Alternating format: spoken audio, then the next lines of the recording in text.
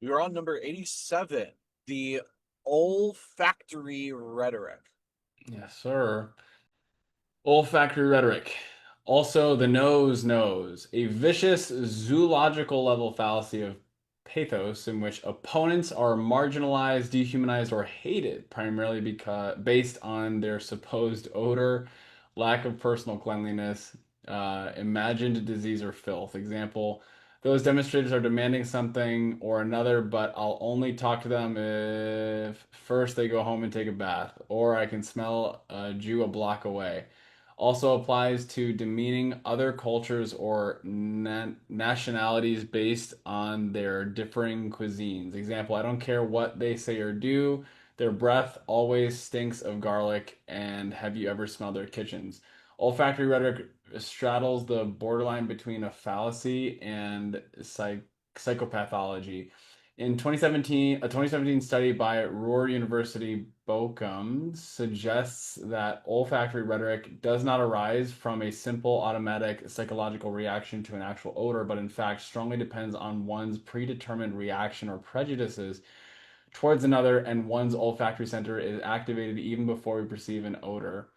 See also othering. So essentially, what I'm hearing here is this is a covert delivery system of racism. It's like what I'm picking up there, or Definitely prejudice. can be. Yeah, for sure.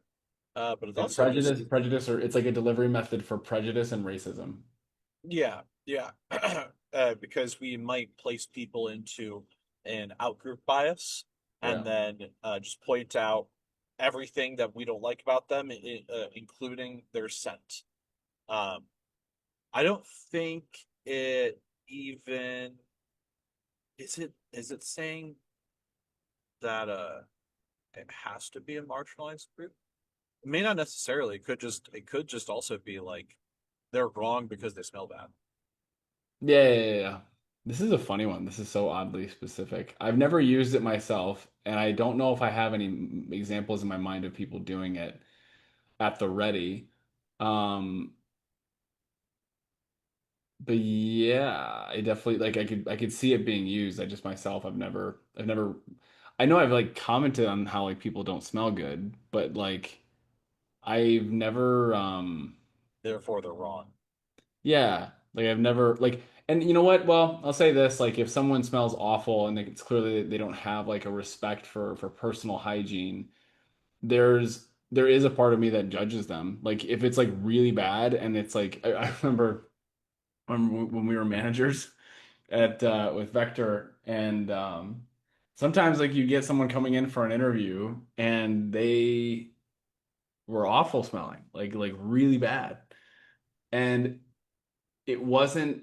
And I remember making a judgment of being like, "Whoa, dude! Like it's like you're in here and you don't know you smell this bad, but you smell really bad."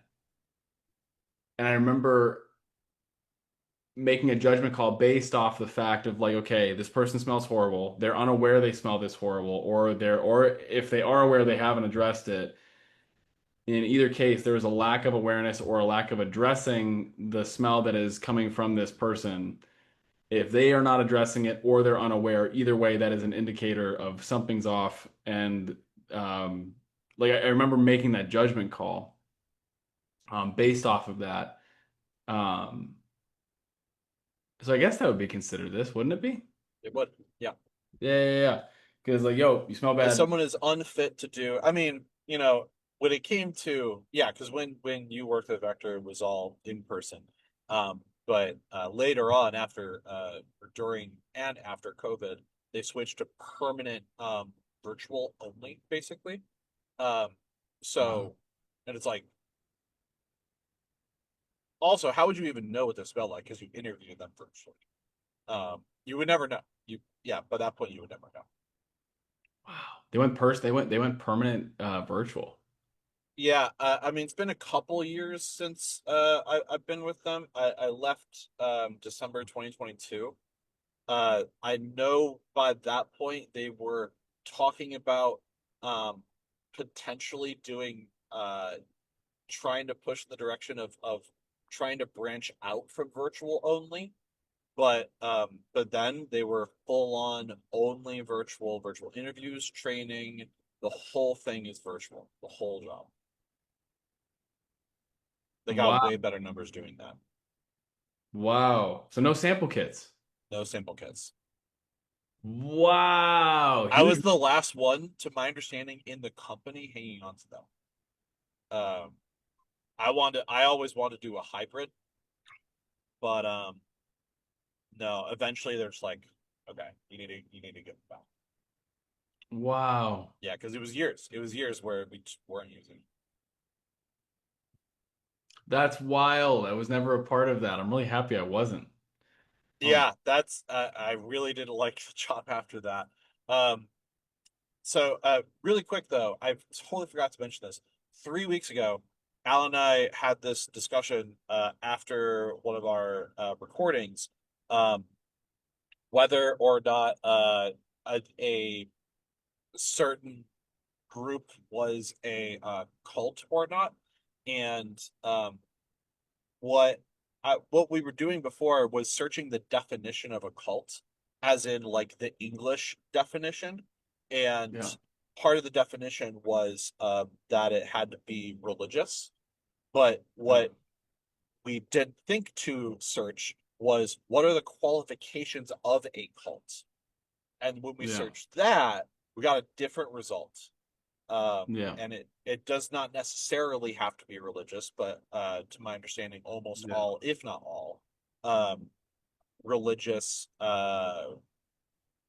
gatherings of people are considered cults. Um, but yeah, that's so it was like five qualifications. Um, and the reason why I'm bringing this up is because I went from calling Vector a cult to not calling it a cult because we Googled what it the definition, and it did not meet the definition because of a religious um, qualification that we thought was there, but it's actually not there. So let me Google this. Um, So yeah, didn't we say that we were changing it to like like instead of identifying the thing as a cult, which could be arguable, it's just instead being like there are a lot of cult-like behaviors or like they exhibit cult-like behavior. yeah, I mean, if you want to say that, that's totally fine. But also, if you want to be a little bit more brute like I am, um, you could just you could just straight up A little more what? a little bit more brute. Just Oh, brute. yeah, just like saying it as it is. If it meets the qualifications of a cult, it's a cult. Like it's this, therefore that. And like that is the connection, and that's what make it is. If it describes it, it defines it. So, what are okay? It was like five things. Now I'm having trouble finding it.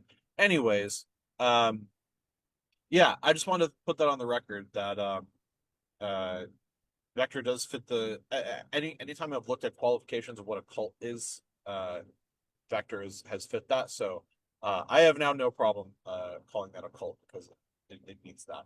I need to pull up the list, but we are running out of time. Maybe I'll do that another time. But anyways, that is that just reminded me of that. So yeah, that Oh, was number 87, the Olfactory olfactory Rhetoric. rhetoric. The nose knows. Hope you enjoyed.